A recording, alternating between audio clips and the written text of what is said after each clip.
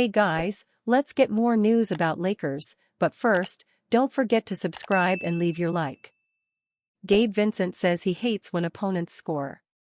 Too often, athletes and NBA players feel unrelatable to fans.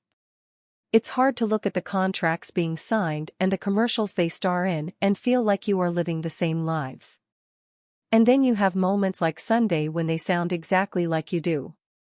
After making his return to the court against the Nets, Gabe Vincent spoke to reporters about the pride he takes in playing defense, in which he delivered a remarkably relatable quote.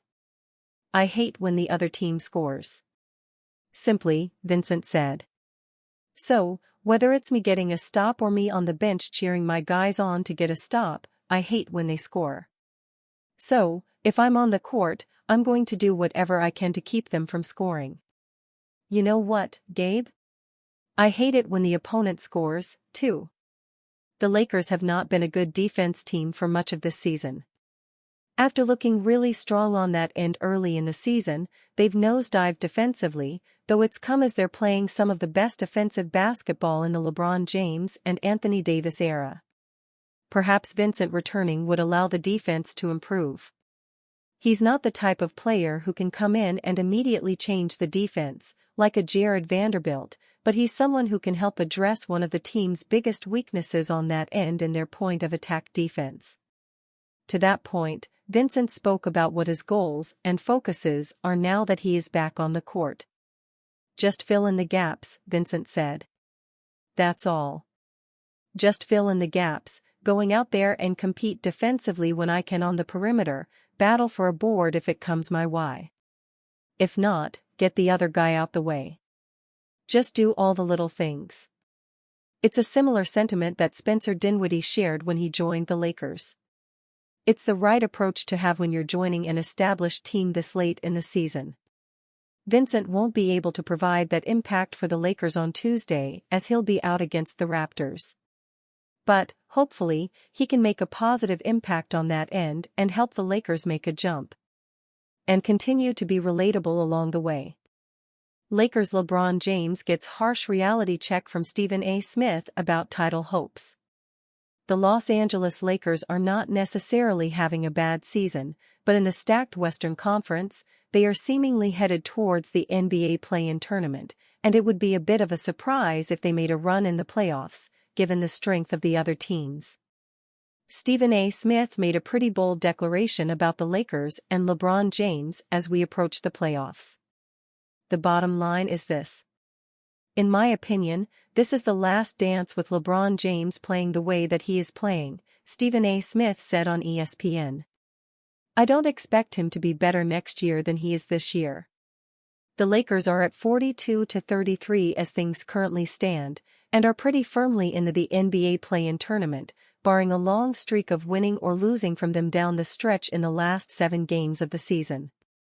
Responding to Smith, Shannon Sharpe asked if he expects James to be worse next season. "I'm not saying that, but I said I don't expect him to be better," Smith said on ESPN. "I would not disrespect him like that. He's too great for me to assume that. Because we've seen him defy Father Time and the odds for so long.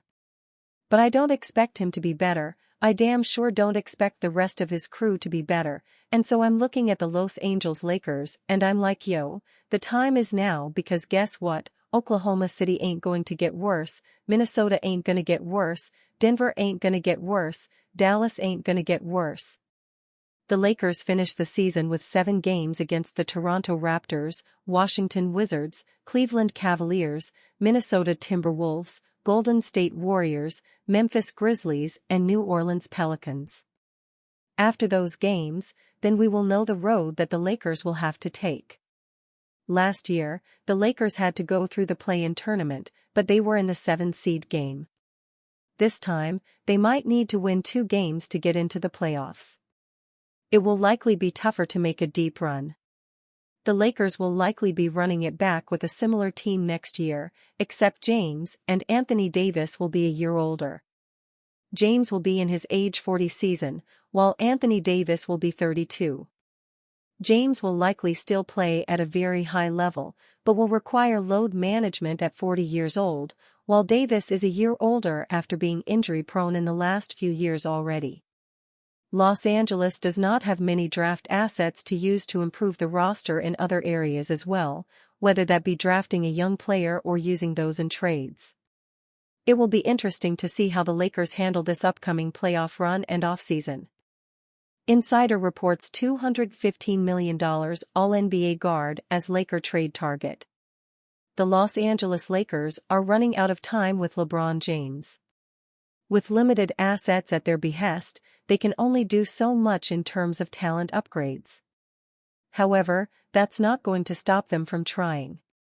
The Athletic's Jovan Buha reported that they have one target in mind to surround James and Anthony Davis, Trae Young. On Buha's YouTube channel, he explained that the Lakers will go after a third star, and that Young's name has come up. They are going third star hunting this offseason, Buha said. Now who's available? The one name I continually hear is Trae Young.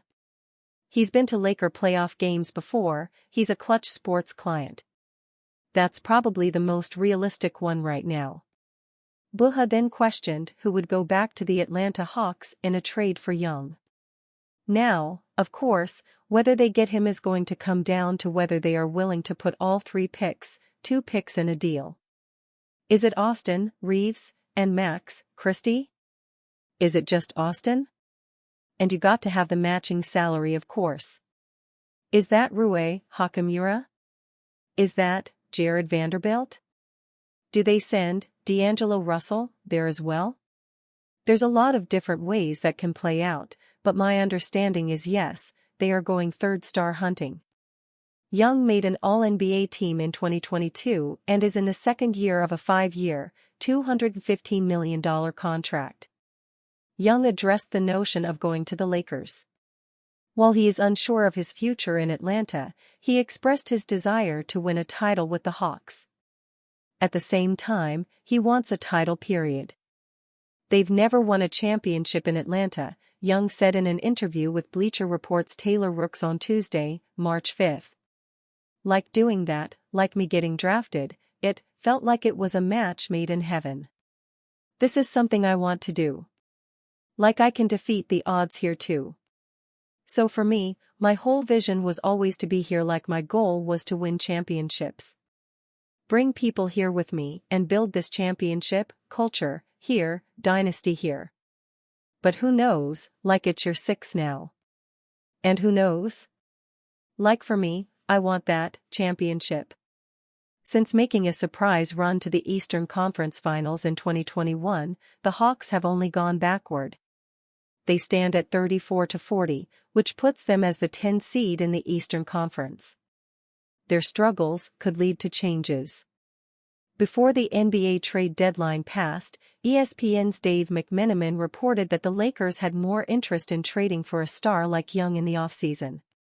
The Lakers have discussed internally the possibility of packaging 3 picks, along with players they already have on their books, to pursue a bona fide star, such as Donovan Mitchell of the Cleveland Cavaliers or Trae Young of the Atlanta Hawks, team sources told ESPN, McMenamin wrote in a January 23 story. The Lakers stood pat at the trade deadline, which could signify their confidence that they can get someone like Young this coming offseason. And you, fan, what do you think of the situation of Trae Young? Leave your opinion in the comments.